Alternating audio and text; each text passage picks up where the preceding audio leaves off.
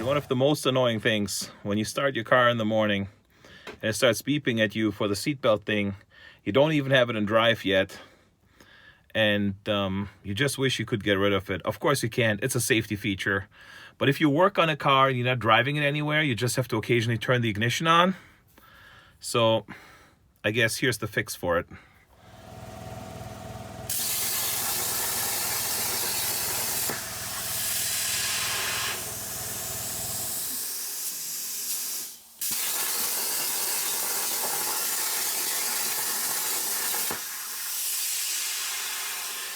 So you plug this guy in right there.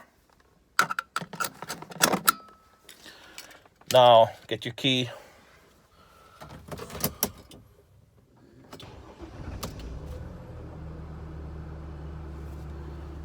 Perfect, no beeping, it's fixed. So now I can wire my radio, do whatever I need to do. Of course, never drive with this thing in there because that's against the law. You have to buckle up and save a life.